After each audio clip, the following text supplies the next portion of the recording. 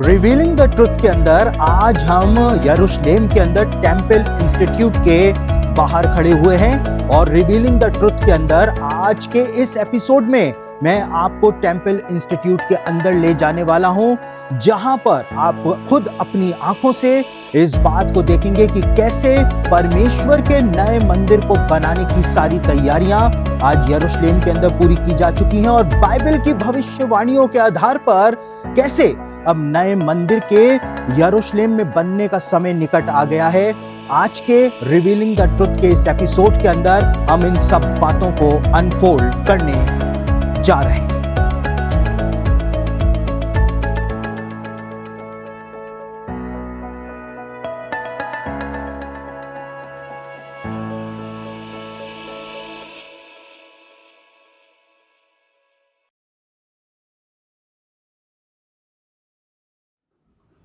तो इस समय हम टेंपल इंस्टीट्यूट के अंदर हैं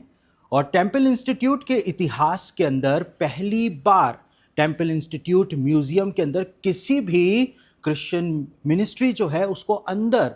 फिल्म करने की परमिशन दी गई है, अंदर शूटिंग करने की परमिशन दी गई है। यहाँ तक कि किसी भी अमेरिकन मिनिस्ट्री को भी टेंपल इंस्टीट्यूट के म्यूजियम के अंदर शूटिंग करने की परमिशन कभी भी नहीं दी गई है, लेकिन पहली बार भारत की ये मिनिस्ट्री है द वॉचर्स इंटरनेशनल, इसको अंदर फिल्म करने की परमिशन दी गई है। तो हम सौभाग्यशाली हैं कि हम अब म्यूजियम के अंदर जा रहे हैं। आप मेरे साथ अंदर चलिए ताकि मैं आपको दिखाऊं कि कैसे परमेश्वर के नए मंदिर की तैयारियां यहाँ पर टेंपल इंस्टीट्यूट के द्वारा पूरी की जा रही हैं। तो आप मेरे साथ आइए। यहाँ पर आप देख सकते हैं कि टेंपल इंस्टीट्यूट का ये म्यूजियम जो है, इस म्यूजियम के एंट्रेंस के अंदर ही यहाँ पर 2000 साल पहले जो मंदिर राजा हेरोदेस के द्वारा बनवाया गया था यरूशलेम में, जो कि एक भव्य मंदिर हुआ करता था, उसको यहाँ पर एक मॉडल के द्वारा डिस्प्ले में दिखाया गया है कि 2000 साल पहले ऐसा एक मंदिर यरूशलेम के मोरिया पर्वत पर बना हुआ था। और एक बार फिर से वही विजन लेकर के यहूदी लोग जो हैं वो आगे बढ़े हैं ताकि अब अंत के दिनों में एक नया मंदिर, परमेश्वर का मंदिर जो है वो वापस से मोरिया पर्वत के ऊपर ही बनाया जाए। और उसके बाद जब आप मेरे साथ आगे आते चले जाएंगे तो यहाँ पर एक बहुत ही ज़्यादा अमेजिंग चीज़ मैं आपको दिखाने जा रहा हूँ। भारतीय मसीही कलीसिया के इतिहास में पहली बार आप अपनी आंखों से 10 तार वाली वीणा को देख रहे हैं, जो कि परमेश्वर के नए मंदिर के लिए यहूदियों के द्वारा तैयार कर ली गई है। और यहूदियों का एक ग्रंथ है तालमुद, उस तालमुद के अंदर एक भविष्यवाणी दी गई है। और वो भविष्यवाणी क्या दी गई है? उसमें एक भविष्यवाणी ये दी गई है कि जब यरूशलेम के अंदर पहली 10 तार वाली वीणा बन जाए तो ये इस बात का चिन्ह होगा, साइन होगा कि अब मसीह के आने का समय हो गया है। और ऐसी 10 तार वाली वीणाएं जो हैं, 3000 10 तार वाली वीणाएं जो हैं वो यहूदियों के द्वारा तैयार कर ली गई हैं। साथ ही साथ परमेश्वर के मंदिर के अंदर पर्वों में जो तुरहियां बजाई जाती थी, जो सिल्वर ट्रम्पेट्स बजाए जाते थे, वो सिल्वर ट्रम्पेट्स जो हैं उनको भी तैयार किया जा चुका है।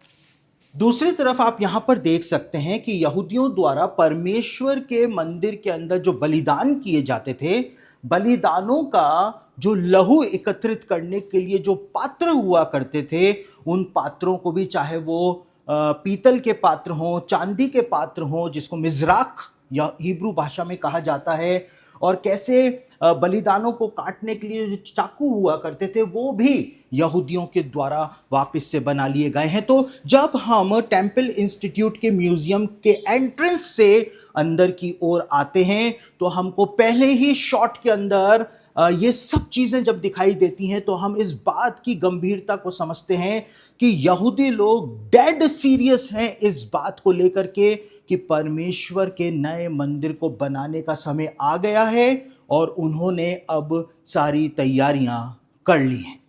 अब हम टेम्पल इंस्टीट्यूट के म्यूजियम के अगले सेक्शन के अंदर आ गए हैं और इस दूसरे सेक्शन के अंदर आप इस शोकेस के अंदर अद्भुत अद्भुत चीजें देखेंगे। यहां पर आपको जो हिब्रू के अंदर लाजाजेल और लादोनाय नाम की जो दो चिट्ठियां हुआ करती थीं, जो प्रायश्चित के दिन दो बकरे महायाजक के सामने लाए जाते थे और उनके ऊपर चिट्ठियां डाली जाती थी, वो दो चिट्ठियां जो हैं आपको यहाँ पर नई बनी हुई दिखाई देंगी। साथ ही साथ आपको तखलेत, जो कि एक हिब्रू रंग होता है, यहूदियों का रंग होता है, जिसके द्वारा वो प्रेयर शॉल को प्राचीन समय से रंगते हुए आए हैं और महायाजक के वस्त्रों को, खास तौर से उसके सीने की जो चपरास हुआ करती थी या ब्रेस्ट प्लेट जो हुआ करती थी, उसको कैसे बनाया जाता था। मूसा ने कहा था 3 तरह के धागों को मिला करके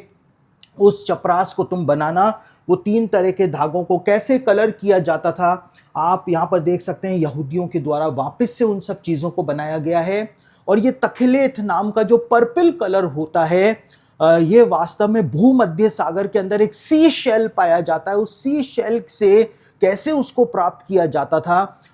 वो सब एक बहुत बड़ा रहस्य है जिसको यहूदी लोगों ने वापस से खोला है। और आप देख सकते हैं कि जैसा भारत के अंदर कई सारे पास्टर, कई सारे प्रीचर इस बात को कहते हैं कि परमेश्वर का नया मंदिर कभी भी यरूशलेम में नहीं बनेगा, लेकिन आप यहाँ पर देख सकते हैं कि किस प्रकार से यहूदी लोग तैयारियां करने में लगे हुए हैं। और यहाँ तक कि जो अर्ली चर्च फादर्स हुआ करते थे, उनकी जितनी भी किताबों को आप पढ़ेंगे तो अर्ली चर्च फादर्स हमेशा इस बात को बता करके गए थे कि परमेश्वर का मंदिर जो है, एक लिटरल टेम्पल जो है, वो यरूशलेम के अंदर अंत के दिनों में वापस बनाया जाएगा। साथ ही साथ यहाँ पर एक और अमेजिंग चीज आपको देखने को मिलेगी, और वो अमेजिंग चीज क्या है, यहाँ पर आपको जो याजक हुआ करते थे बाइबल के जमाने में, वो जो वस्त्र पहना करते थे, साथ ही जो महायाजक हुआ करता था वो जिस प्रकार के वस्त्र पहना करता था, वो सब कुछ आपको यहाँ पर देखने को मिलेगा कि याजकों के वस्त्र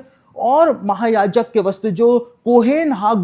गादोल हुआ करता था, उसके जो वस्त्र हुआ करते थे,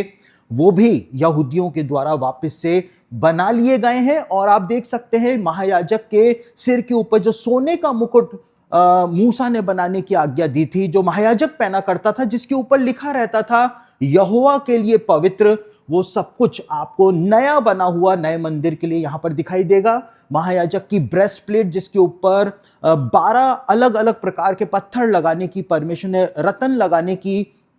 परमेश्वर ने आज्ञा मूसा को दी थी, वो सब चीजें जो हैं वो यहूदियों के द्वारा नई बना ली गई हैं, क्योंकि नए मंदिर को बनाने का समय जो है वो निकट आ गया है। लेकिन उससे भी ज्यादा महत्वपूर्ण बात जो है वो आपको यहां पर दिखाई देगी। और यहां पर क्या दिखाई देगी, यहां पर आपको परमेश्वर के मंदिर के लिए एक नई वेदी, एक पोर्टेबल वेदी जो है वो यहां पर आपको बनी हुई दिखाई देगी। क्योंकि यहूदियों का ऐसा मानना है कि जैसे ही उनको नया मंदिर बनाने की परमिशन सरकार से मिलेगी, वैसे ही ये पोर्टेबल वेदी जो है, इस पोर्टेबल वेदी को यहां से उठा करके इसको मोरिया पर्वत पर पहुंचा दिया जाएगा, टेम्पल माउंट पर पहुंचा दिया जाएगा। और मंदिर बनने में चाहे 1 साल लगे, 2 साल लगे या 3.5 साल लगे, लेकिन जो बलिदान विधियां हैं, जो बलि विधान हैं, वो यरूशलेम के अंदर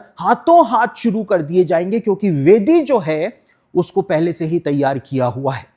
और यहूदी ट्रेडिशन के अंदर जो वेदी होती है और परमेश्वर का मंदिर जो होता है, दोनों को बराबर माना जाता है, क्योंकि वेदी का स्थान भी यहूदी ट्रेडिशन में मंदिर के बराबर ही माना जाता है। और आप देख सकते हैं यहां पर एक फिसल पट्टी की तरह आपको ये वेदी जो है वो दिखाई देगी। ये फिसल पट्टी की तरह है और ऊपर वेदी आपको दिखाई देगी, क्योंकि परमेश्वर ने कहा था मूसा को कि वेदी पर चढ़ते समय तुम्हारा नग्न तन जो है वो दिखाई नहीं देना चाहिए। इसलिए याजक लोग जो हुआ करते थे फिसल पट्टी पे जाया करते थे, ताकि सीढ़ी पर चढ़ते समय उनके पैरों से वस्त्र जो है वो ऊपर ना हो सके। साथ ही साथ में यहाँ पर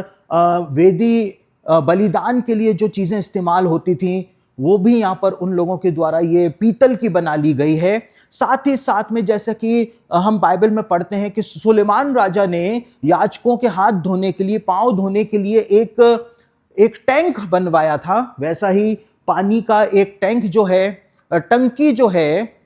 वो यहाँ पर यहूदियों के द्वारा वापस से याजकों के लिए बनाई गई है, ताकि जब याजक बलिदान विधियां करेंगे, मंदिर के अंदर सेवा करेंगे, तो उनको हाथ और पैर धोने के लिए ये टंकी जो है, पीतल की टंकी जो है वो पहले से ही तैयार की जा चुकी है। तो हम देखते हैं कि यहूदी लोग जो हैं उन्होंने किस प्रकार से हर एक चीज जो परमेश्वर के मंदिर के अंदर इस्तेमाल की जाती थी, धूप की वेदी पर इस्तेमाल की जाती थी, कैसे कोयलों को जमा किया जाता था, कैसे कोयलों को रखा जाता था, अलग अलग प्रकार के जो चीजें जो मंदिर के अंदर परमेश्वर ने आज्ञा दी थी कि यहूदी लोग उनको बनाएं, और मूसा ने बिल्कुल वैसा का वैसा बनवाया था, वो सब चीजें यहूदियों ने वापस से बना ली हैं। और ये सब बातें जो आज आप अपनी आंखों से सीधा यरूशलेम से देख रहे हैं, जो कि पहले कभी भी ऐसा नहीं हुआ कि टेंपल इंस्टीट्यूट के लोगों ने किसी भी क्रिश्चियन मिशनरी को या किसी भी क्रिश्चियन मिनिस्ट्री को परमिशन दी हो कि म्यूजियम के अंदर हम जा करके शूटिंग कर सकें, इन सब चीजों को लोगों को दिखा सकें। लेकिन पहली बार आप इन सब चीजों से रूबरू हो रहे हैं, और ये एक अद्भुत काम है, क्योंकि अब नए मंदिर को बनाने का समय वास्तव में आ गया है। अब हम तीसरे सेक्शन के अंदर जाएंगे, जो कि टेंपल इंस्टीट्यूट के म्यूजियम का तीसरा सेक्शन है, जो कि सबसे ज्यादा अद्भुत सेक्शन है। वहां पर मैं वाचा का संदूक भी जो नया बना लिया गया है आपको दिखाने जा रहा हूं। तो अब हम टेंपल इंस्टीट्यूट का जो म्यूजियम है उसके तीसरे भाग के अंदर आ गए हैं, और इस तीसरे भाग के अंदर आप यहां पर देख सकते हैं धूप की वेदी जो है, ऑल्टर ऑफ इंसेंस जिसको कहा जाता है, वो धूप की वेदी बिल्कुल जैसा परमेश्वर ने मूसा को धूप की वेदी बनाने की आज्ञा प्रदान करी थी, वो धूप की वेदी जो है, जो कि सोने से, खालिस सोने से, 24 कैरेट गोल्ड से मड़ी हुई धूप की वेदी जो है वो भी नए मंदिर के लिए तैयार की जा चुकी है, जो कि 2000 सालों में कभी भी ऐसा नहीं हुआ, क्योंकि 2000 सालों में परमेश्वर के मंदिर का अस्तित्व नहीं था, ना यहूदी लोग यरूशलेम के अंदर बसे हुए थे, इज़राइल देश का अस्तित्व 2000 सालों से नहीं था। लेकिन अब क्योंकि हम अंत के दिनों में आ गए हैं और बाइबल की भविष्यवाणियों के आधार पर परमेश्वर यहूदियों को वापस उनके देश में लेकर के आ गया है, तो अब वो समय आ गया है जिसको नए मंदिर का समय कहा जाता है। आप देख सकते हैं धूप की वेदी को भी तैयार कर लिया गया है। साथ ही साथ आप जब यहां पर आएंगे तो किस प्रकार से धूप की वेदी के जो कोयले हुआ करते थे, उसकी राख हुआ करती थी, उसको किस प्रकार से जो पात्र हुआ करते थे जिनसे उनको उठाया जाता था, वो पात्र भी बना लिए गए हैं, पीतल और चांदी के पात्र बना लिए गए हैं। साथ ही साथ परमेश्वर के मंदिर के अंदर जो पवित्र स्थान होता था उसमें किस प्रकार से धूप की वेदी का जो धूप होती थी उसको जिस पात्र के अंदर जमा करके उसको याजक अपनी उंगली से बजाता हुआ चला करता था, वो पात्र भी सोने का तैयार किया जा चुका है। आगे आप बढ़ेंगे तो आगे एक और बहुत ही अद्भुत चीज जो है आपको देखने को मिलेगी। यहां पर आपको एक भेंट की रोटियों की मेज जो है वो सीधे तौर पर आपको दिखाई देगी। ये 12 रोटियां जो कि परमेश्वर के मंदिर के पवित्र स्थान के अंदर, होली प्लेस के अंदर रखी जाती थी। भेंट की रोटियों की मेज कैसी हुआ करती थी, वास्तव में परमेश्वर ने मूसा को क्या बनाने की आज्ञा दी थी, आपको यहां पर वो भेंट की रोटियों की मेज जो है वो सीधे तौर पर दिखाई दे जाएगी। साथ ही साथ मेरा कैमरामैन जो है उसके पीछे की तरफ आपको एक और अद्भुत चीज में दिखाने के लिए जा रहा हूं। 24 कैरेट गोल्ड जो होता है, जो कि बहुत ही सॉफ्ट होता है, और परमेश्वर ने कहा था कि सोने को पीट पीट करके, यानी कि उसके टुकड़े मत जोड़ना, लेकिन एक ही पीस से 7 नालियों वाला दीपदान जो है, मिनोरा जो है, उसको बनाना, और उसके ऊपर के जो कप्स होंगे वो बादाम के आकार के बनाना परमेश्वर ने कहा था। बिल्कुल वैसा का वैसा मिनोरा तैयार कर लिया गया है। साथ ही साथ में ऐसा का ऐसा एक मिनोरा जो है वो जूइश क्वार्टर में बिल्कुल बीचों बीच रखा गया है, पूरी दुनिया के लोगों को दिखाने के लिए कि मिनोरा भी अब तैयार किया जा चुका है, यानी कि नए मंदिर को बनाने का समय आ गया है। साथ ही साथ आप नीचे की तरफ देख सकते हैं, नीचे की तरफ आपको अनॉइंटिंग ऑयल, जिससे महायाजकों का, याजकों का अभिषेक, लेवियों का अभिषेक मंदिर की सेवा कार्य के लिए किया जाता था, वो अनॉइंटिंग ऑयल जो है वो भी तैयार किया जा चुका है। किस चरखे से महायाजक और याजकों के वस्त्र तैयार किए जाते थे, वो चरखा भी वापस से यहूदी लोगों ने बना लिया है। लेकिन उसके साथ साथ एक सबसे महत्वपूर्ण बात जो मैं अब आपको दिखाने जा रहा हूं, यहूदी लोगों ने, आप देख सकते हैं, वाचा का नया संदूक भी तैयार कर लिया है। और वाचा का ये नया संदूक जो है वो बिल्कुल बाइबल के स्टैंडर्ड से, जो कि निर्गमन की पुस्तक में परमेश्वर ने बताया था, बिल्कुल वैसा का वैसा ये वाचा का संदूक जो है वो यहूदी लोगों के द्वारा तैयार किया गया है। साथ ही साथ आप देख सकते हैं महापवित्र स्थान का जो पर्दा है, जैसा परमेश्वर ने मूसा को आज्ञा दी थी, बिल्कुल वैसा का वैसा ये पर्दा जो है वो बनाया गया है। तो हम क्या देखते हैं, हम इस बात को देखते हैं कि घर पर बैठे हुए जो पास्टर, जो प्रीचर इस बात को कहते हैं कि परमेश्वर का नया मंदिर नहीं बनाया जाएगा, उनको, वो वही लोग होते हैं जो कभी यरूशलेम नहीं आए हैं, उन्होंने आकर के कभी भी नए मंदिर की तैयारियों को नहीं देखा है। लेकिन जब आप इन सब तैयारियों को देख रहे हैं, आप इस बात को समझेंगे कि यहूदी लोग डेड सीरियस हैं, जैसा मैंने पहले कहा, नए मंदिर को बनाने के लिए। और आज यरूशलेम के अंदर यहूदियों में एक कहावत चलती है कि अब इज़राइल का बच्चा बच्चा तैयार हो चुका है कि परमेश्वर के नए मंदिर को वापस से बनाया जाए। तो इस समय जबकि मैं टेंपल इंस्टीट्यूट के म्यूजियम के अंदर आपको घुमा रहा हूं, एक एक चीज आपको दिखा रहा हूं, जो कि इतिहास में पहली बार ऐसा हुआ है। कोई भी इंटरनेशनल मिनिस्ट्री जो है उसको कभी भी ये परमिशन नहीं दी गई कि अंदर आकर के शूटिंग कर सकें, लेकिन हमको ये सौभाग्य मिला है, ये परमेश्वर का अनुग्रह है, ताकि आप अंत के दिनों में जो कुछ भी हो रहा है उसको समझ सकें, अपने जीवन को परिवर्तित कर सकें, गंभीर हो सके अपने आत्मिक जीवन के विषय में, क्योंकि नए मंदिर को बनाने का समय निकट आ गया है।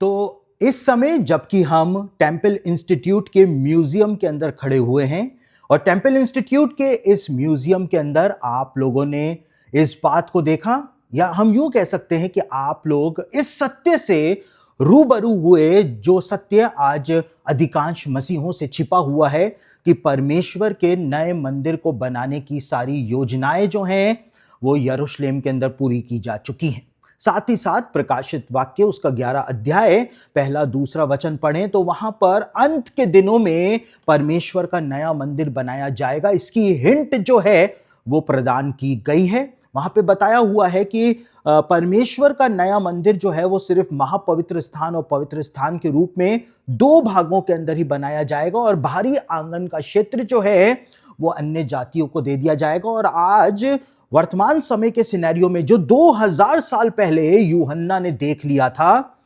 वर्तमान सिनेरियो में, वर्तमान पृष्ठभूमि के अंदर यदि देखा जाए तो जिस जगह के ऊपर बाहरी आंगन का क्षेत्र हुआ करता था बाइबल के जमाने में मंदिर का, आज उसी जगह के ऊपर मुसलमानों का एक पवित्र स्थान पाया जाता है, जिसको डोम ऑफ द रॉक के नाम से जाना जाता है। और शायद इसी वजह से यूहन्ना ने इस बात को प्रकाशित वाक्य के 11वें अध्याय के अंदर लिखा था कि परमेश्वर का मंदिर सिर्फ 2 भागों के अंदर ही बनाया जाएगा और बाहरी आंगन का क्षेत्र छोड़ दिया जाएगा, क्योंकि वो तो अन्य जातियों को दिया गया है। साथ ही साथ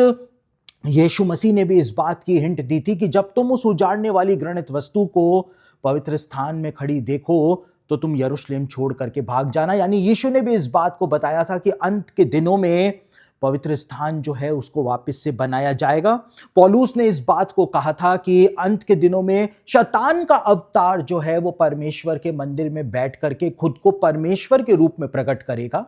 यानी कि पौलुस ने भी हिंट प्रदान करी थी कि अंत के दिनों में नया मंदिर यरूशलेम में बनाया जाएगा। तो हम क्या देखते हैं कि कई सारे क्रिश्चियन प्रीचर्स जो हैं, क्रिश्चियन पास्टर्स जो हैं, वो इस बात का प्रचार करते हैं कि जो नया मंदिर यरूशलेम में बनने जा रहा है, जिसको बनाने की यहूदी लोग तैयारी करने में लगे हुए हैं, जो चीजें मैंने आपको दिखाई, कई सारे पास्टर्स का, प्रीचर्स का कहना है कि वो मंदिर यीशु मसीह के लिए नहीं, लेकिन वो मंदिर जो है वो एंटी क्राइस्ट के लिए तैयार किया जाएगा। लेकिन इस बात के अंदर बिल्कुल भी सच्चाई नहीं है। एंटी क्राइस्ट उस मंदिर को अपवित्र जरूर से करेगा, लेकिन वही मंदिर जो नया मंदिर बनाया जाएगा उसके लिए यशाया की पुस्तक के 66वें अध्याय के अंदर उसके मेरे ख्याल से 6 या 8वें वचन के अंदर इस बात को बताया गया है कि उसी मंदिर में जिसको एंटी क्राइस्ट अशुद्ध करेगा, उसी मंदिर को यीशु मसीह आकर के वापस से पवित्र करेगा और उसी मंदिर के अंदर यीशु मसीह का न्याय सिंहासन लगाया जाएगा। क्योंकि यशाया ने भविष्यवाणी की है कि परमेश्वर के मंदिर में से चिल्लाहट का शब्द सुनाई दे रहा है, क्योंकि परमेश्वर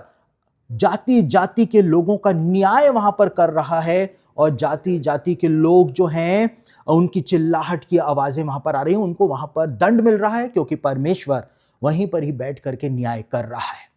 तो जो प्रीचर्स कहते हैं कि नया मंदिर जो है वो एंटी क्राइस्ट के लिए बनाया जा रहा है, ऐसा बिल्कुल भी नहीं है। एंटी क्राइस्ट उस मंदिर को अशुद्ध जरूर करेगा, अपवित्र जरूर करेगा, लेकिन अंत में यीशु मसीह आकर के उसी मंदिर को पवित्र करके उसमें अपना न्याय आसन स्थापित कर देगा। तो रिवीलिंग द ट्रुथ के अंदर आज मैंने एक ऐसा सत्य आपके सामने रिवील किया है जिससे आप बाइबल की भविष्यवाणियों को इस प्रकार से समझ सकते हैं जैसा आपने उनको पहले कभी नहीं समझा है। साथ ही साथ में आप अपने आत्मिक जीवन के प्रति भी गंभीर हो सकते हैं और बाइबल की भविष्यवाणियों को पढ़ करके उनको समझने का प्रयास इन अंत के दिनों में करने के लिए तैयार भी हो सकते हैं।